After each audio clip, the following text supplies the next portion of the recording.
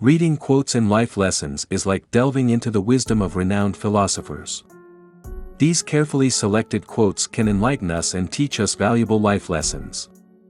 And there's no better way to gain insights than through the words of George Orwell, one of the most influential and profound thinkers of the 20th century. War is the greatest of all agents of change. It speeds up all processes, wipes out minor distinctions, brings realities to the surface. Anti-Semitism, for instance, is simply not the doctrine of a grown-up person. The fallacy is to believe that under a dictatorial government you can be free inside. Take away freedom of speech, and the creative faculties dry up.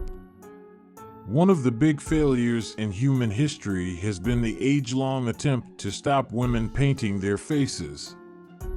Circus dogs jump when the trainer cracks his whip, but the really well-trained dog is the one that turns his somersault when there is no whip. The whole question of evolution seems less momentous than it did because, unlike the Victorians, we do not feel that to be descended from animals is degrading to human dignity. Anyone who knows of a provable instance of color discrimination ought always to expose it. Do remember that dishonesty and cowardice always have to be paid for.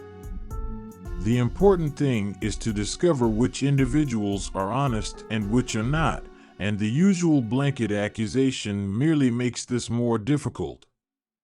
Nationalism is not to be confused with patriotism. A society becomes totalitarian when its structure becomes flagrantly artificial, that is, when its ruling class has lost its function but succeeds in clinging to power by force or fraud.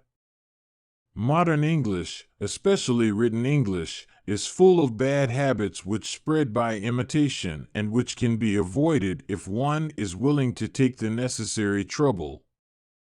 But if thought corrupts language, language can also corrupt thought.